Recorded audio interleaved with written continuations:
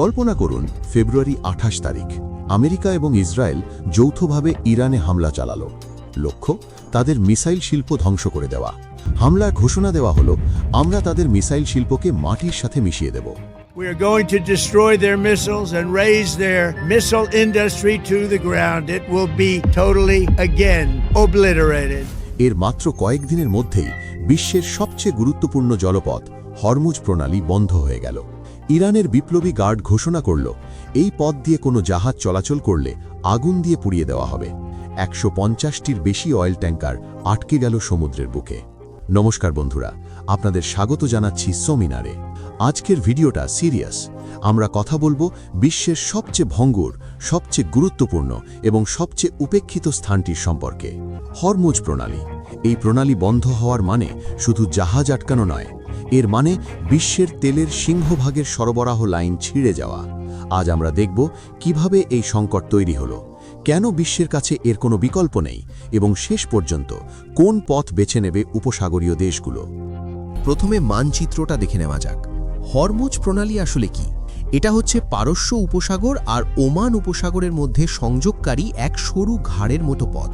উত্তর দিকে ইরান, দক্ষিণে ওমান ও সংযুক্ত আরব আমিরাতের মুসান্দাম উপদ্বীপ। সবচেয়ে সংকীর্ণ জায়গায় এর প্রস্থ মাত্র ২১ মাইল। এর ভেতরে জাহাজ চলাচলের জন্য বরাদ্দ আছে মাত্র ২টি লেন। প্রতিটি লেনের প্রস্থ ২ মাইলেরও কম। মানে গোটা বিশ্বের শক্তি সরবরাহ ব্যবস্থা নির্ভর করছে একটি পুলিশের ব্যারিকেডের মতো সরু পথের ওপর। সৌদি আরব, ইরাক, কুয়েত, কাতার, বাহারেন, সংযুক্ত আরব আমিরাত উপসাগরের সব তেল উৎপাদনকারী দেশের প্রতিটি ফোঁটা তেলকে এই একটিই পথ পাড়ি দিতে হয়। যদি এই প্রণালী বন্ধ হয়ে যায়, তাহলে পানামা খালের মতো অন্য কোনো পথ ঘুরে যাওয়ার সুযোগ নেই। ইতিমধ্যে লোড করা ট্যাঙ্কার আটকে পড়বে উপসাগরের ভেতরেই। কোনো বিকল্প পথ নেই। সংখ্যাটা বললে গুরুত্ব বোঝা যাবে। প্রতিদিন প্রায় ২০ মিলিয়ন ব্যারেল অয়েল, যা বিশ্বের মোট তেল সরবরাহের ২০% পাড়ি দেয় এই পথ। তাছাড়া বিশ্বের তরল প্রাকৃতিক গ্যাসের এলএনজির আরও ২০%, যা প্রায় পুরোটাই কাতার থেকে চলে যায় এই পথে। চীনের মোট তেলের ৪০% আসে এ পথে। জাপান, দক্ষিণ কোরিয়া, ভারত, পুরো এশিয়ার অর্থনীতি এই পথের ওপর নির্ভরশীল। প্যানামা খাল দিয়ে বিশ্বের মাত্র ৫% বাণিজ্য হয়। হরমুজ কিন্তু কোনো বাণিজ্য রুট নয়, এটা বিশ্বের প্রধান শক্তি ধমনী। একে অন্য কোনো চোক পয়েন্টের সাথে তুলনা করা যায় না। আর এই ধমনীটাই এখন বন্ধ। এই সংকট কিন্তু আজকের নয়, এর গভীর ইতিহাস আছে। ১৯৮০-র দশকে ইরান ইরাক যুদ্ধের সময় ট্যাঙ্কার ওয়ার হয়েছিল। তখন দুই দেশ মিলে বাণিজ্যিক জাহাজে আক্রমণ করেছিল। লয়েডস অফ লন্ডনের হিসাব অনুযায়ী ৫৪৬টির বেশি জাহাজ ক্ষতিগ্রস্ত হয়েছিল। তখনই বিশ্ব প্রথম টের পায় হরমুজ সংকট কাকে বলে। সেই ভয়াবহতার প্রতিক্রিয়ায় বিশ্ব তখন একটিমাত্র পথ তৈরি করেছিল, সৌদি আরবের ইস্ট ওয়েস্ট পাইপলাইন। ১৯৮১ সালে তৈরি এই পাইপলাইনটি সৌদি তেল উপসাগর থেকে লোহিত সাগরে নিয়ে যায়। এটাই ছিল বিশ্বের সেরা উত্তর। কিন্তু সময় গড়ালো। ২০১১-১২ সালে যখন ইরান আবার হরমুজ বন্ধের হুমকি দিল, তখন সংযুক্ত আরব আমিরাত দৌড়ে তাদের হাবশান ফুজাইরা পাইপলাইন তৈরি করল। এর আগে আরও অনেক খাল খননের প্রস্তাব উঠল। যতবার ইরান হুমকি দেয়, প্রস্তাব আসে। হুমকি কমলেই প্রস্তাব ফাইলবন্দি হয়ে যায়। বিশ্ব সব সময় বাজি ধরেছে, হয়তো এমন বড় সংকট আসবে না। সবচেয়ে বড় প্রস্তাবটি আসে ২০০৮ সালে। দুবাই কর্তৃপক্ষ একটি ১৮০ কিলোমিটার দীর্ঘ খাল খননের কথা ভেবেছিল, যা হাজার পর্বত অতিক্রম করে পারস্য উপসাগরকে ওমান উপসাগরের সাথে যুক্ত করবে। এটি প্যানামা খালের মতো লক সিস্টেম, পাহাড় কেটে বিশাল খননের কাজ। খরচ ধরা হয়েছিল $২০০ বিলিয়ন। প্রসঙ্গত, প্যানামা খালের সম্প্রসারণে খরচ হয়েছিল মাত্র $৫ বিলিয়ন। এই প্রস্তাব অবশ্য বাস্তবায়িত হয়নি। তার বদলে ইউএই সস্তায় পাইপলাইন বানালো। ২০১৫ সালে আরব সেঞ্চুরি সেন্টার আরও বিশাল প্রস্তাব দেয়। ৯৫০ কিলোমিটার লম্বা একটি খাল, যা পারস্য উপসাগর থেকে আরব উপদ্বীপ অতিক্রম করে লোহিত সাগর পর্যন্ত যাবে। প্রস্তাবিত গভীরতা ছিল ৮০ ফুট, যাতে সম্পূর্ণ লোডেড সুপার ট্যাঙ্কার চলতে পারে। খরচ অনুমান $৮২ বিলিয়ন। সৌদি আরব উৎসুক ছিল, কিন্তু অধ্যয়নের পরেও এটি এগোয়নি। 2024 সালে ওয়াটারওয়েজ ইঞ্জিনিয়াররা সবচেয়ে বিস্তারিত সম্ভাব্যতা গবেষণা প্রকাশ করেন। 3টি রুট প্রস্তাব করা হয়। প্রথম, ওমানের মুসান্দাম উপদ্বীপের মধ্যে দিয়ে খাল, খুব ছোট রুট কিন্তু ভূগর্ভ জটিল। দ্বিতীয়, সংযুক্ত আরব আমিরাতের ভেতর দিয়ে ফুজাইরাহ পর্যন্ত খাল, যা দুবাইয়ের পাম দ্বীপ প্রকল্পের মতো জটিল কিন্তু কারিগরিভাবে সম্ভব।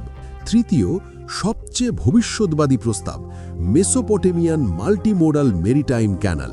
1500 কিলোমিটার লম্বা এই খাল ভূমধ্যসাগরকে সরাসরি পারস্য উপসাগরের সাথে যুক্ত করবে। স্কেলটা বুঝতে, সুয়েজ খাল, যার দৈর্ঘ্য 193 কিলোমিটার, পানামা 82 কিলোমিটার, এটা হবে বিশ্বের দীর্ঘতম কৃত্রিম জলপথ।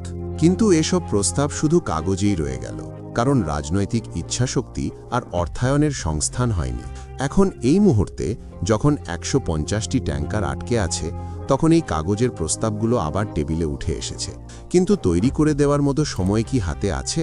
তেলের কথা ছেড়ে দেওয়া যাক। উপসাগরীয় দেশগুলো তাদের মধ্যে সংযোগের জন্য গালফ রেলওয়ে নামে একটি প্রকল্প নিয়েছিল। 2009 সালে অনুমোদিত এই 2177 কিলোমিটার রেল নেটওয়ার্কের খরচ ধরা হয়েছিল $250 বিলিয়ন। কিন্তু প্রতিটি ডেডলাইন পেরিয়ে গেছে। 2018, 2021, এখন লক্ষ্যমাত্রা 2030। কিন্তু এটার বড় সমস্যা হলো রেল তেল বহন করতে পারে না।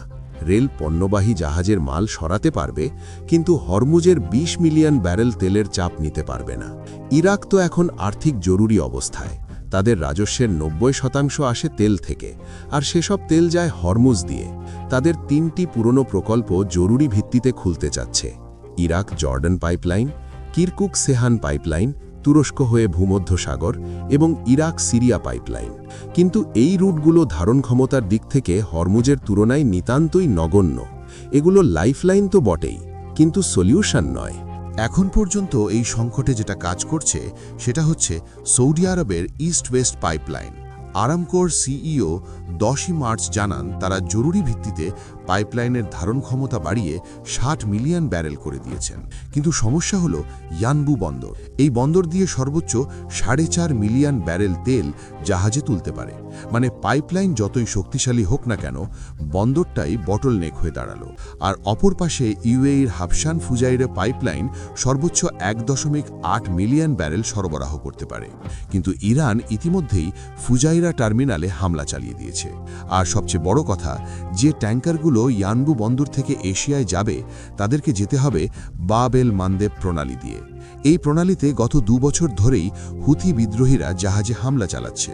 সংকট শুরু হওয়ার প্রথম দিনেই হুথিরা ইরানের সাথে সংহতি ঘোষণা করে রেড সি রুটকে টার্গেট করে। এটাকে কাকতালীয় বলা যাবে না।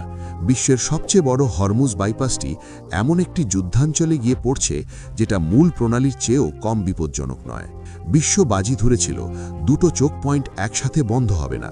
সেই বাজি আজ হেরে গেছে। তো প্রশ্ন দাঁড়াচ্ছে, এখন কি? বিশ্বের হাতে সময় কম, দাম বাড়ছে, সরবরাহ কমছে। সেই বিশাল $200 বিলিয়ন খাল, নাকি 950 কিলোমিটারের স্বপ্ন, নাকি সস্তার সমাধান আরও পাইপলাইন? আমার মতে মেগা ক্যানালগুলো এখনই বাস্তব হওয়ার সম্ভাবনা কম। 1500 কিলোমিটার খাল খনন করতে গেলে বছর লেগে যাবে। জটিলতা আর অর্থের পরিমাণ এত বেশি যে যুদ্ধ চলাকালীন এটি সম্ভব নয়। তবে পাইপলাইন নেটওয়ার্কের সম্প্রসারণ এবং গালফ রেলওয়ের ত্বরণ সবচেয়ে বাস্তবসম্মত পদক্ষেপ, বিশেষ করে ইরাকের জর্ডান পাইপলাইন, যা তুলনামূলক কম খরচে লোহিত সাগরের সাথে সংযোগ তৈরি করতে পারে। কিন্তু সেখানেও সমস্যা হলো হুথি হুমকি। এক কথায়, বিশ্বের হাতে কোনো সহজ সমাধান নেই। যা ছিল সেটা বন্ধ, যা তৈরি করা সম্ভব ছিল তা করা হয়নি। এখন শুধু ভোগান্তি বাড়বে, বড় অর্থনীতির উপর চাপ পড়বে। আর যারা ভেবেছিল এই ভঙ্গুরতা কখনো পরীক্ষা করা হবে না, তাদের ভুল আজ প্রমাণিত হচ্ছে। তো বন্ধুরা, আপনারাই বলুন, এই ভিডিওতে আমরা যতগুলো প্রকল্পের কথা শুনলাম, মেগা ক্যানাল, গালফ রেলওয়ে, ইরাকের পাইপলাইন, সংকট বাস্তব হয়ে যাওয়ার পরে আপনার মতে কোনটা প্রথমে বাস্তবায়নের পথে এগোবে? কমেন্ট বক্সে জানাতে ভুলবেন না। হরমুজ প্রণালী নিয়ে বিশ্বের জ্বালানি নিরাপত্তা কতটা ভঙ্গুর, সেটা আজকের ভিডিওর মূল বার্তা। ভালো লাগলে লাইক দিন, শেয়ার করুন, আর আমাদের চ্যানেল সোমিনারে সাবস্ক্রাইব করে রাখুন, কারণ এমন বিশ্লেষণ শুধু এখানেই পাবেন। আমি সোমিনার বিদায় নিচ্ছি। আর মনে রাখবেন, ভূ রাজনীতি শুধু খবরের কাগজের শিরোনাম নয়, এটা আমাদের পকেটেও আঘাত করে। আসি খুব শিগগিরই অন্য এক বিশ্লেষণ নিয়ে। ধন্যবাদ।